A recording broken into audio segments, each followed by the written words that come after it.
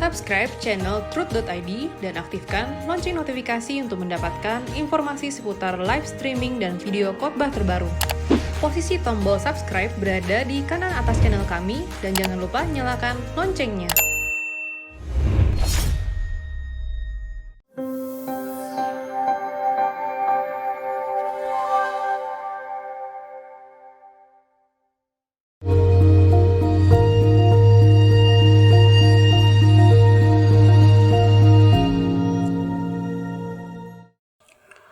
Saudara, kita masuk di Anda Bertanya Alkitab Menjawab episode 165 dari 0852 4713 5 dan seterusnya. Barsel. Ya, ini dari wanita usia 53 tahun. Shalom Pak Eras, saya ibu rumah tangga dari Barsel. Agama dari Gereja Kristen Evangelis kalau tidak salah ya, GKI ini. Punya 2 anak laki-laki, 2 perempuan. Yang laki-laki sudah berkeluarga, yang perempuan mahasiswi. Ya.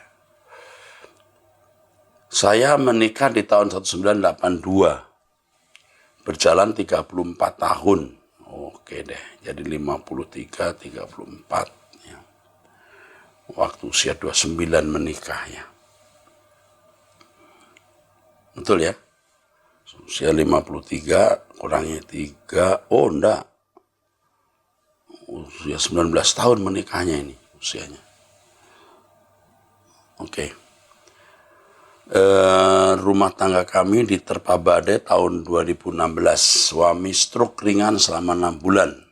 Tapi sekarang sudah dapat beraktivitas yang ringan.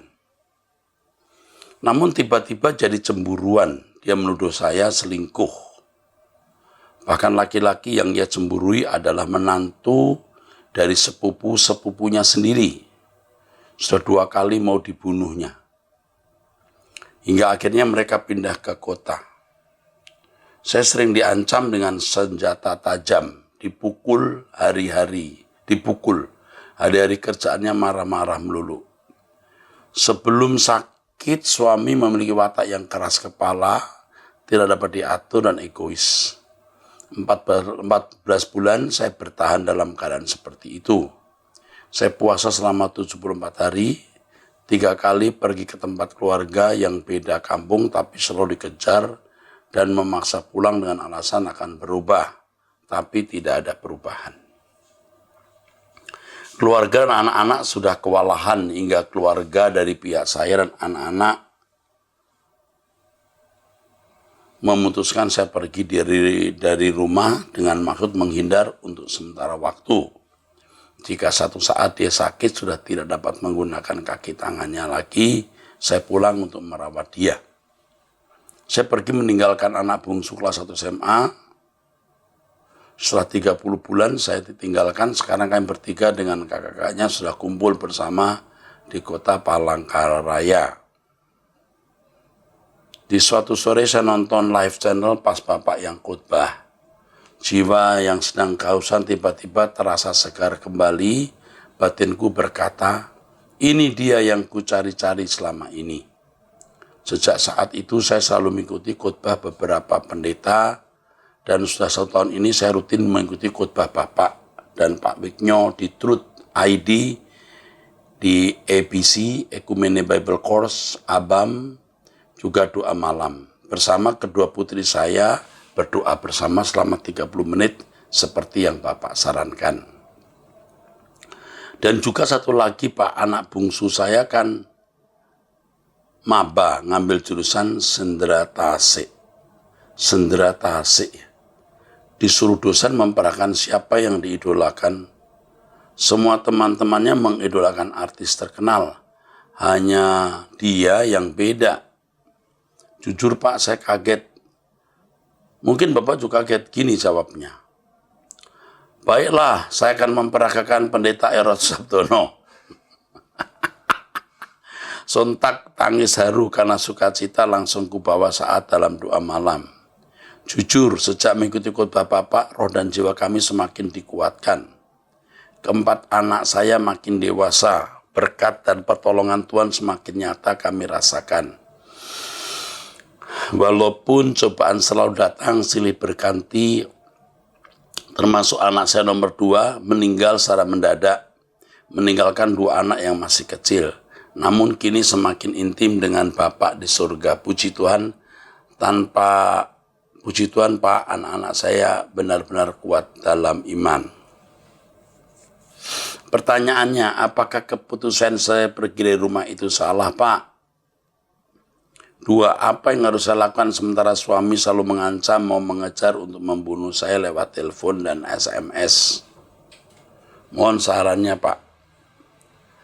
Dan tolong beritahukan nomor. Oke. Terima kasih untuk semuanya, Pak. Saya selalu berdoa agar Bapak diberi umur panjang, diberkati pelayanan agar dapat menjangkau jiwa-jiwa yang haus kebenaran sehingga semakin banyak dibawa ke LP3. Saya melihat ibu ini luar biasa ya. Benar-benar ibu luar biasa. Tabah ya, tabah. Tabah sekali ibu ini.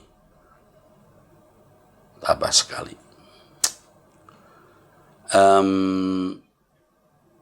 Saya mesti memberitahu kepada Anda bahwa suami Anda yang pertama memang belum dewasa.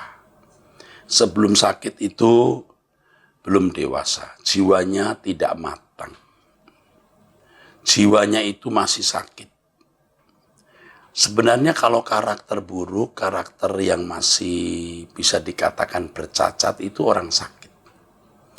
Makanya ketika firman Tuhan mengatakan bilur-bilurnya menyembuhkan, sebenarnya itu konteksnya bukan sakit secara fisik. Itu sebenarnya sakit secara jiwani. Ya, konteksnya itu soal kejahatan, soal karakter yang buruk. Nah, saudara, kepada ibu ini, yang pertama itu resiko yang ibu harus pikul, tanggung jawab dan konsekuensi yang ibu harus tanggung, memilih menerima suami seperti dia. Ketika dia sakit, stroke, jiwanya tambah sakit. Ditambah lagi dengan kecurigaan yang kemudian melahirkan kecemburuan.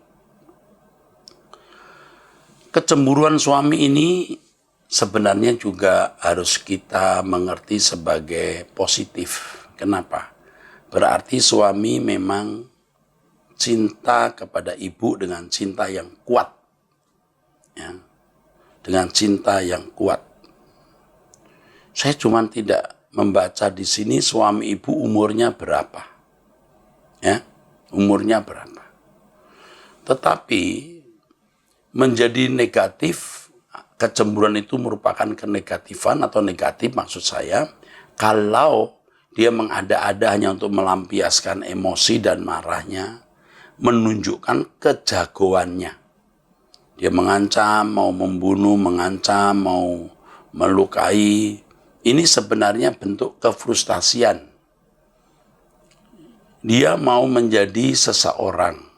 Dan tidak ada cara lain untuk menjadi seseorang kecuali menunjukkan kejagoannya itu. Dan ini menurut saya juga sudah tidak waras bagaimana dia mencemburui menantunya. Menantu dari sepupu-sepupunya. Ini mah gila bener. Ya, saya tidak tahu kok sampai begini nih. Ya. Jadi kalau itu dasarnya cinta, cemburunya positif dong. Ibu punya suami yang begitu cinta. Tapi kalau untuk kompensasi dari kefrustasiannya, dia mau menunjukkan dia masih seseorang atau sambuan dengan menunjukkan kejagoannya. Wah, ini berat. Nanti satu kali ketemu orang yang juga memiliki karakter temperamen, suami ibu bisa digebuki, bahkan bisa dibunuh. Atau kalau orang yang diancam tidak rela lalu melaporkannya kepada polisi, sudah memenuhi delik hukum. Memenuhi delik hukum. Puasa 34 hari pasti berdampak dalam hidup ibu dan Tuhan pasti mendengar. Tuhan juga pasti memperhatikan kesungguhan ibu mencari wajah Tuhan. Tetapi itu belum menyelesaikan secara signifikan. Karena yang dibutuhkan adalah kesabaran kita menghadapi suami seperti ini. Kesabaran kita menghadapi suami ini. Sekarang ibu tanya kepada saya, ya, ini salah nggak saya tinggalkan rumah? Saya sudah tidak bisa menjawab salah atau benar. Sebab tidak ada gunanya karena ibu sudah meninggalkan rumah itu. Kalau ibu tidak meninggalkan rumah itu, belum tentu suami menjadi baik. Tapi kalau ibu meninggalkan suami, kemungkinan besar tidak menjadi baik. Jadi kalau ibu katakan, tanya kepada saya, ini salah nggak saya meninggalkan suami ini? Kemungkinan besar suami akan tidak menjadi baik kalau ibu tinggalkan dia. Tetapi kalau ibu tetap di rumah juga belum tentu memang suami jadi baik.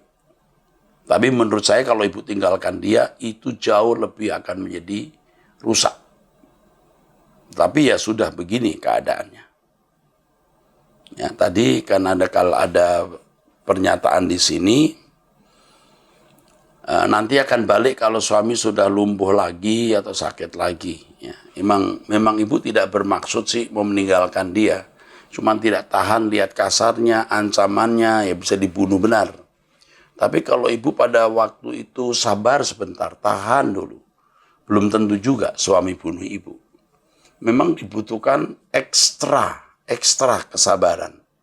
Dan ekstra kesabaran seperti ini akan membuat ibu lebih cepat cemerlang. Apa yang harus saya lakukan sementara suami selalu mengancam, mau mengejar untuk membunuh saya lewat telepon dan SMS?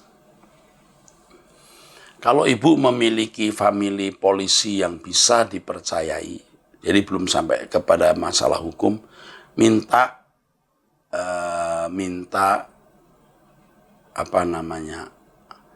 konsultasi. Kalau dia polisi, walaupun bukan famili tapi bisa baik, bisa jadi konselor, ya, atau orang lain tidak usah polisi ya, yang dihormati dia, yang juga disegani dia. Datang untuk memberitahukan kepada suami untuk tidak berbuat begini. Ya, untuk tidak mengancam. Karena itu sudah memenuhi delik hukum untuk ditangkap dan dipenjarakan. Tetapi ini belum tentu benar-benar mau mengancam. Kalau orang benar-benar sadis, itu tidak pakai mengancam. Benar-benar orang itu sadis, orang itu benar-benar mau membunuh, itu tidak pakai mengancam. SMS lah, telepon lah. Diam-diam cari kesempatan, itu yang lebih lebih serem maksud saya. Lebih mengerikan. Yang ini malah kecil kemungkinan betul-betul dia mau membunuh. Cuma, kalau sudah mulai mengancam, ini kemungkinan dia membunuh benar-benar itu bisa ada. Seperti orang berkata, saya bunuh kamu. Padahal dia tidak serius, tapi karena sering diucapkan dia bisa melakukannya. Jadi hindari hal ini. Jadi kalau dia nanti di SMS, dia telepon, ibu harus meneduhkan dengan mengatakan, aku bukan meninggalkan kamu, aku minta maaf ya. Ibu minta maaf. Aku cuma takut kamu kasar terus, aku takut kalau kamu itu betul-betul jatuh tangan, nanti melukai, menyakiti aku dan anak-anak. Jadi aku takut, bukan mau meninggalkan kamu, karena aku takut.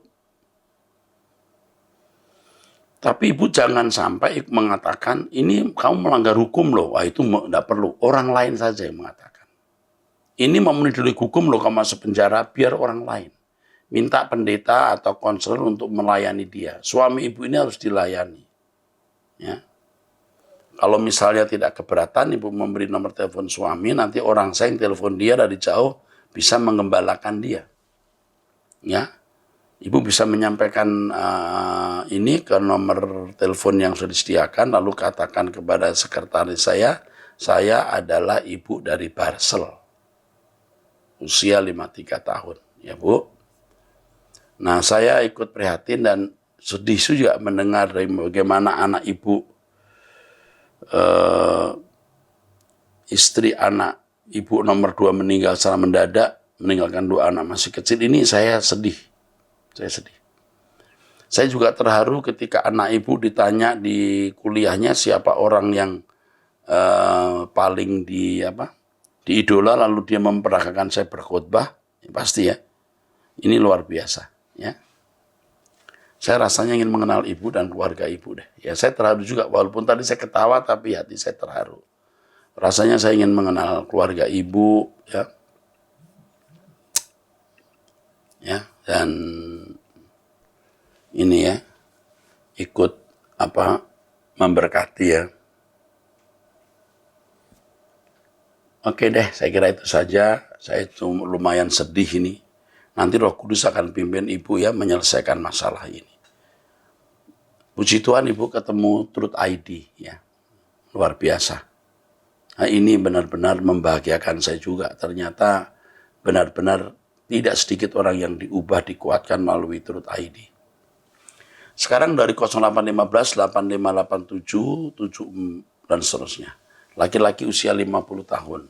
Salam Pak Eras, semoga Bapak sekeluarga sehat selalu dalam perlindungan Tuhan. Sekian tahun saya selalu mengikuti khotbah-khotbah Bapak di YouTube dan beberapa bulan belakangan ini, bahkan lebih intensif lagi, hampir semua acara saya ikuti. EBC, ABAM, ibadah streaming, dan lain-lain. Khotbah-khotbah Bapak banyak merubah hidup saya dan cara pandang saya akan kehidupan ini. 1-2 bulan terakhir ini saya bahkan sering berdialog dengan Tuhan di mana saja. Kadang ketika sedang setir mobil dan lain-lain. Saya sudah bertekad ambil keputusan bahwa tujuan hidup saya harus hanya menyenangkan hati Bapa di surga.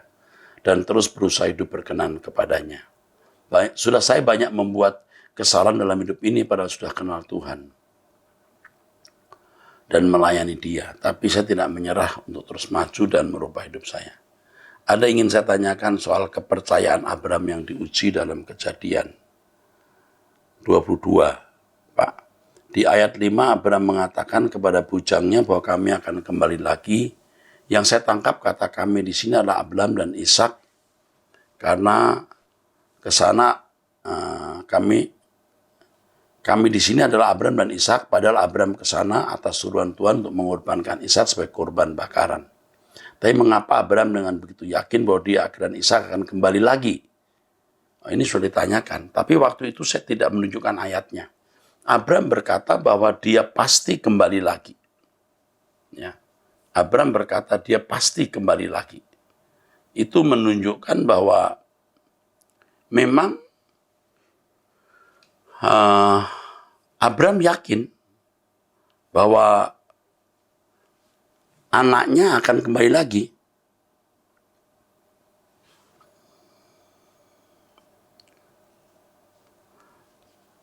Kalau di dalam satu ayat firman Tuhan yang saya sudah baca,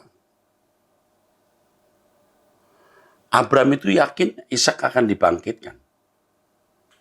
Di Ibrani 11 ayat yang ke-19, ini masih Abraham ya.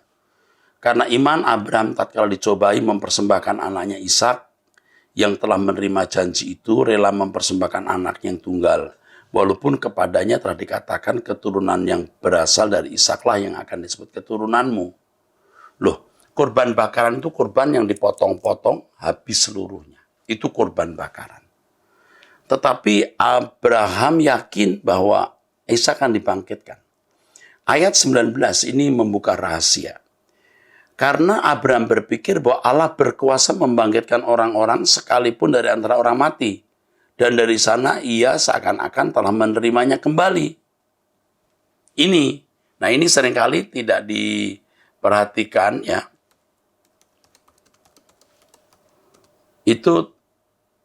Ini maksudnya kenapa Abraham berkata begitu ya. Jadi saudara bisa mengerti sekarang. Jadi korban bakaran itu luar biasa. Ya. Persembahan korban bakaran yang menggunakan binatang itu. Yang dalam bahasa Ibraninya zevah. Biasanya digunakan binatang. Zevah. Korban bakaran itu olah. Ya. Korban bakaran itu olah. Yang biasa menggunakan binatang. Zevah.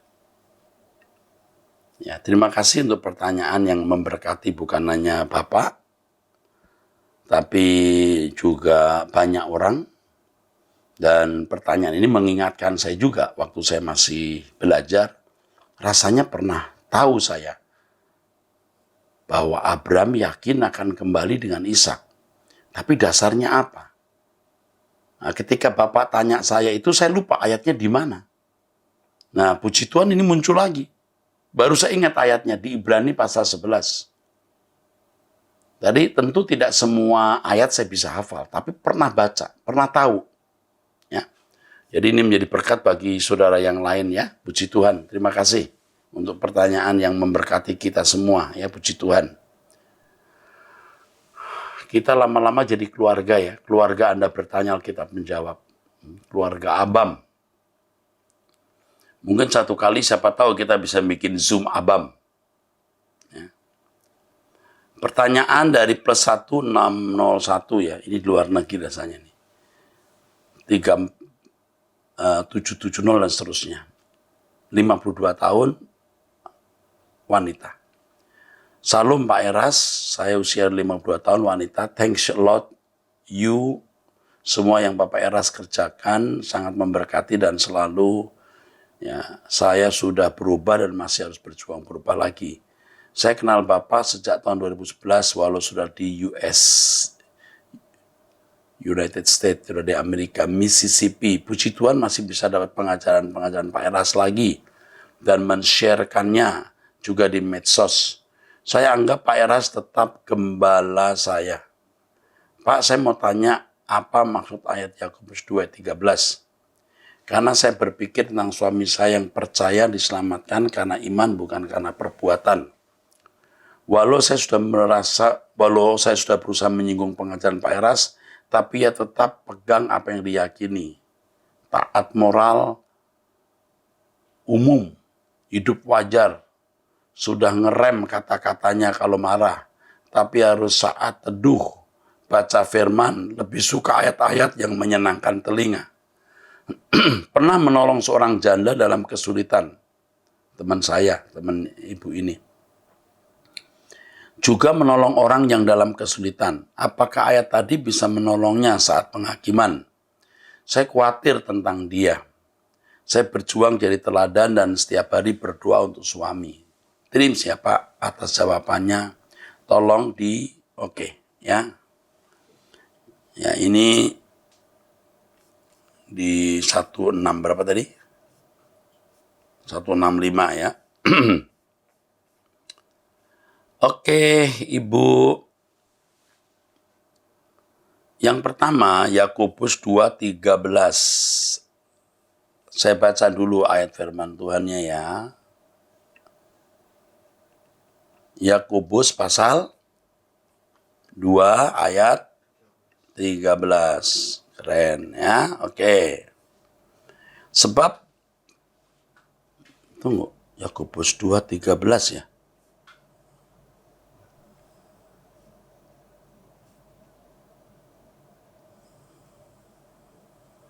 Sebab penghakiman kok begini, yang tak berbelas kasihan akan berlaku atas orang yang tidak berbelas kasihan, tapi belas kasihan akan menang atas penghakiman. Oh, jadi kalau sudah berbelas kasihan, dia menang atas penghakiman. Maksudnya mungkin begitu. Oke. Kepada ibu ini saya harus menjawab begini. Suami ibu ini dekat dengan kerajaan surga. Tapi kalau dia meninggal dunia, saya tidak yakin dia menjadi anggota keluarga kerajaan. Tetapi jika dia benar orang baik, ia bisa menjadi anggota masyarakat. Saran saya kepada ibu, jangan maksa. Orang itu memiliki porsi masing-masing. Yang diberi banyak, dituntut banyak, yang diberi sedikit, dituntut sedikit. Jangan masak bukan berarti tidak berbuat apa-apa. Cukup ibu menjadi teladan dari kehidupan setiap harinya. Nanti ada momen-momen tertentu di mana ibu bisa mengucapkan kata kalimat yang itu bisa mengubah dia, atau kejadian-kejadian hidup yang dapat mengubah dia. Take it easy. Ya, santai saja. Relax saja. Terus tetap di dalam persekutuan dengan Tuhan. Saya khawatir ibu ini model orang yang suka mengatur orang. Oh, demi kebaikan, Pak. Iya. Tetapi ini akan membuat hidup ibu jadi panas, jadi gerah. Karena mengharapkan orang menjadi seperti yang ibu mau. Sedangkan masing-masing orang itu memiliki porsi yang berbeda. Jadi ibu santai saja, relax saja, santai, take it easy, dibuat mudah aja. Jalani hidup ibu. Ibu sudah di track yang benar banget. Ibu mengenal kebenaran, ibu di track yang benar dan ibu sedang menjalani track itu. You are on the right track. Oke? Sekarang jalani saja jalan itu, the right way, jalan yang benar. Nanti ibu akan jadi berkat. Jadi berkat buat suami. Tapi keseharian jadi berkat dulu, tutur kata, sikap kita. Nanti ada momen-momen di mana ibu akan mengucapkan kata yang bisa mengubah dia. Oke? Tolong berkati. Atau kejadian-kejadian yang akan membuat suami ibu berubah. Tunggu ya. Ibu kan mau bareng-bareng tuh. Di langit baru, bumi baru, lalu mau bareng-bareng menjadi anggota keluarga kerajaan. Oke deh ya. Oke, Tuhan berkati. 08233179 dan seterusnya. Shalom, saya mau nanya Pak kepada Pak Eras. Kemarin saya mengikuti salah satu komunitas yang mengundang pembicara pendeta mengenai seks hubungan suami istri. Ada penanya mengenai seks oral, boleh atau tidak. Dari pembicara mengatakan boleh dan saya tercengang dan sangat menggelitik hati saya, kok seperti itu jawabannya. Karena apa yang saya terima dari ajaran Pak Eras, hidup bukan kenikmatan, tapi hidup dalam kekudusan menyenangkan hati Bapa Allah. Terima kasih Pak Eras, jawabannya supaya lebih berhati-hati dengan pengajaran yang abu-abu dengan menggunakan Injil sekalipun sola gracia and salam LP3. Saya mau nanya kepada Pak Eras, ini pria atau wanita ya? Tolong ya kalau membuat pertanyaan sebut jenis kelamin dan umur, kalau bisa status dan nikah atau belum, supaya jawaban saya itu bisa lebih akurat ya. Tapi terima kasih. Ini rasanya sudah menikah ini rasanya dan mungkin wanita ya. Yang pertama, penting Bapak Ibu ketahui bahwa Tuhan tidak pernah mengajarkan oral seks. Seks yang manusia atau gambar Allah itu adalah seks seperti yang pantas. Ya, pasti yang pantas. Mulut ini untuk makanan, ya, untuk pisang buah, bukan pisang yang lain, ya. Itu standarnya, itu idealnya. Memang demikian. Tetapi dosa sudah begitu merasuk dalam kehidupan manusia sehingga yang standar sudah menjadi tidak standar, yang tidak standar menjadi standar. Nah, satu hal yang saudara dan saya harus mengerti bahwa tingkat kerohanian seseorang itu beda-beda. Beda-beda. Kalau saudara dewasa rohani, tentu saudara tidak akan menggunakan atau tidak melakukan oral seks. Tetapi kalau pasangan suami istri itu memang dalam tingkat kerohanian tertentu dan tidak menyakiti, tapi artinya mau sama mau, ya. Saya tidak mengatakan secara vulgar itu dosa. Tetapi saya bisa mengatakan itu tidak tepat. Dosa itu kan sebenarnya dalam bahasa aslinya untuk perjanjian baru itu lebih banyak menggunakan hamartia, artinya meleset. Jadi kita harus bisa melihat kesalahan itu dalam konteks minor issue atau major issue. Bukan karena melakukan oral seks lalu masuk neraka, belum tentu. Tetapi kalau sudah usia tertentu, sudah mestinya dewasa, masih melakukan hal ini. Nah, saya kira bukan hanya dosa ini yang dia lakukan, dosa yang lain pasti juga dilakukan, atau kesalahan lain juga yang dia juga lakukan. Jadi kalau pasangan suami istri merasa nyaman dan tidak saling menyakiti dengan oral seks, saya tidak bisa mengatakan itu dosa. Tetapi ketidaktepatan memang. Tapi ketidaktepatan seseorang dan orang lain itu bisa beda. Ya. Kalau anak kecil usia 5 tahun minta mainan mobil-mobilan, ditarik, ya kita maklum. Tapi kalau sudah umur 50 tahun minta mobil-mobilan kan rusak pikirannya. Saya kira jawaban saya ini sudah cukup. Saya tidak mengatakan mutlak itu dosa buat orang masuk neraka, atau saya juga tidak mengatakan itu benar. Harus dengan kacamata yang dewasa. Oke? Oke, Ses, kalau ini wanita ya, rasanya wanita ini. Ya. Baik.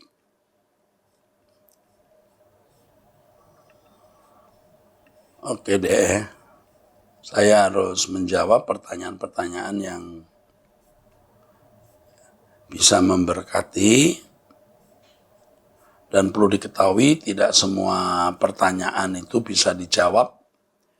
Artinya kadang-kadang tidak jelas, saya tidak menjawab atau terlalu panjang dan saya harus mengirimkan utusan atau mengirimkan orang yang bisa mengkonseling kalau tidak keberatan. Ya. Oke. Sampai jumpa. Tuhan memberkati di episode berikutnya.